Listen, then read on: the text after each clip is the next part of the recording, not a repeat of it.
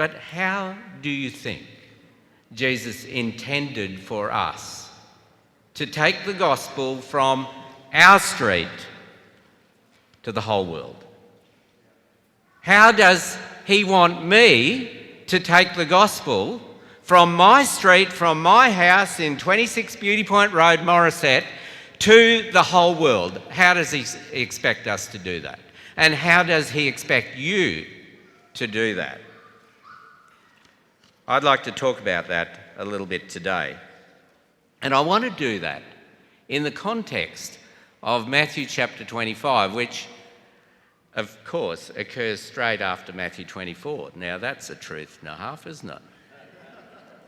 But Jesus, in Matthew 24, talks about the signs of his coming. In chapter 25, he offers three very, very uncomfortable parables.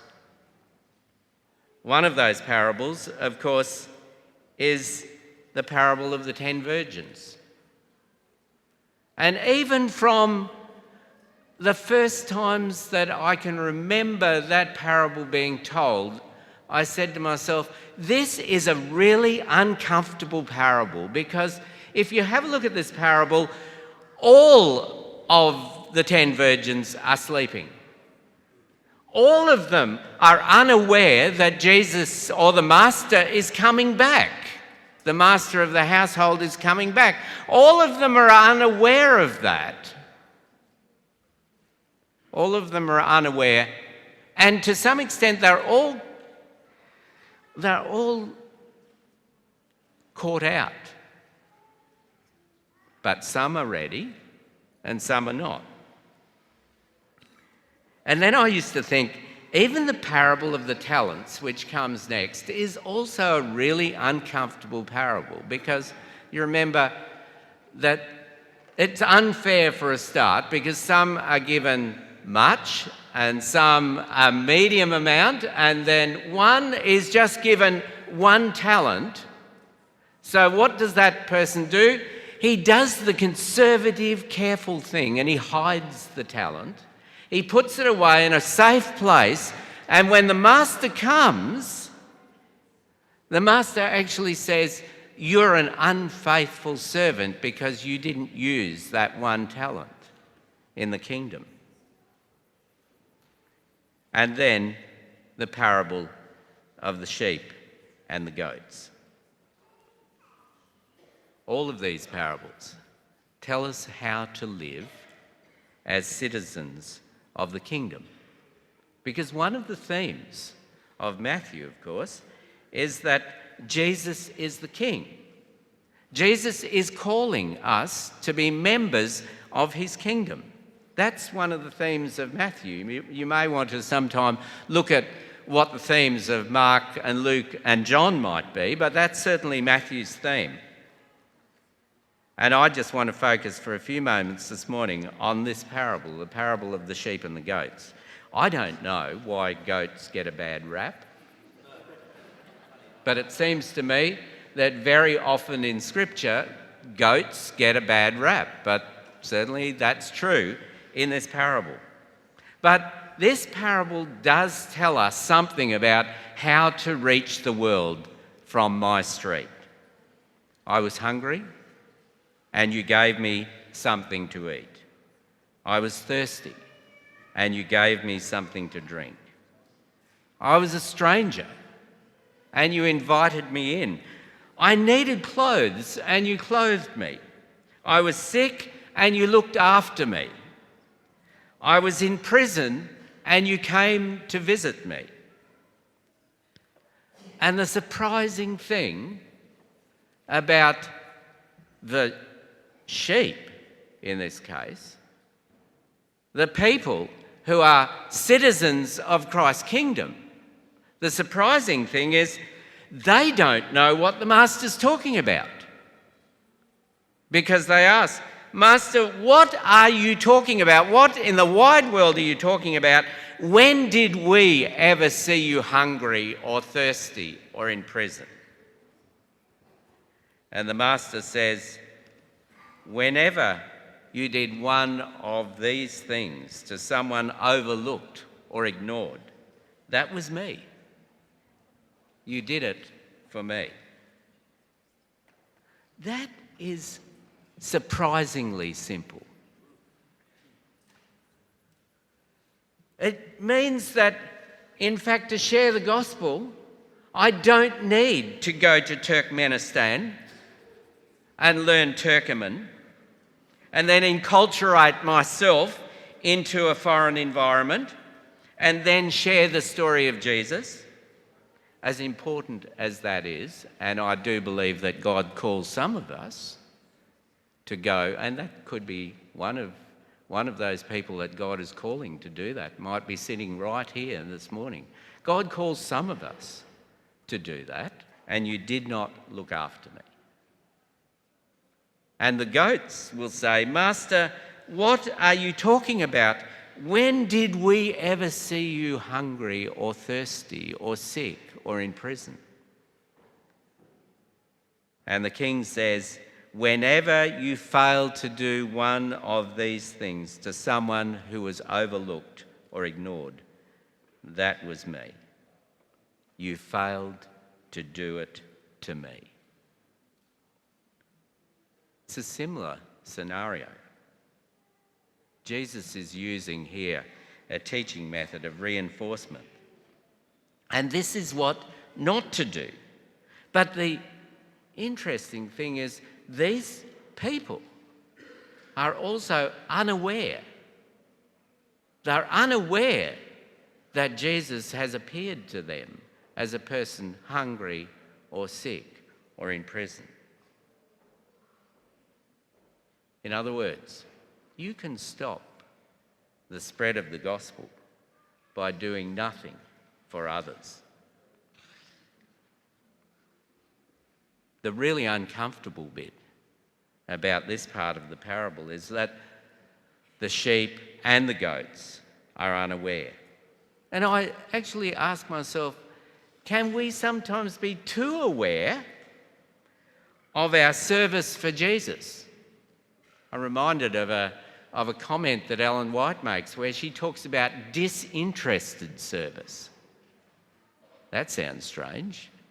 But what she means by that is serving others without any strings attached. Not serving others to get something out of it. And I'm reminded of a passage that is perhaps a little bit parallel also in Matthew chapter 7, where Jesus is saying, many will say to me on that day, Lord, Lord, did we not prophesy in your name? These are people who are very aware of what they're doing for Jesus Christ. Did we not prophesy in your name, and in your name drive out demons and perform many miracles? Then I will tell them plainly, I never knew you. Away from me. There's a great contrast between that and Matthew chapter 25. Matthew 25 is the people who are in fact giving a cup of water, the people who are giving some food, the people who are visiting the people in prison, the people who are conversing with their neighbours, are people who didn't recognise that they were doing it for Jesus.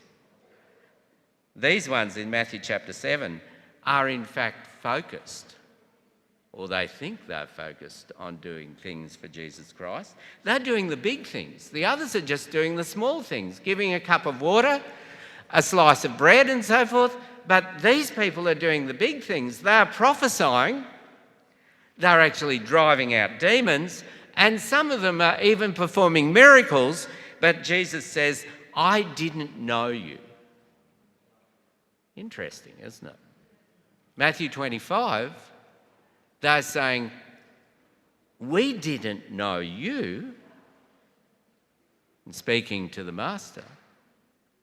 Matthew 7, the master is saying, I didn't know you. It's a little bit uncomfortable. Now I want to take you to a bit of a dangerous place. Maybe a really dangerous place. And that is bringing the world to my street My brother Peter has just finished his doctorate. So he wrote a doctoral thesis or project for his doctorate. And let me say, I'm very proud of the fact that he's done this. I've told him for years he should do it, and finally he obeyed his older brother. So that, I feel good about that. But I thought I'd play a little bit of a trick on him and ask him, can you sum up your thesis in 7 words? Now, let me say, that's dangerous. That's dangerous for a church, especially for a church like the Seventh-day Adventist Church that has tied down very carefully 28 fundamentals. And they're probably going to change some soon, so you'll be out of sync with it. But anyhow, they've got the fundamentals tied down. So this is dangerous stuff for a church like ours. But I would suggest to you, probably not dangerous stuff as far as Scripture is concerned. Go back to the Old Testament. Go back to the Old Testament and the story of Elisha and Naaman. And you find something very surprising in the story. And it's a little bit of the story that sometimes you don't even pick up.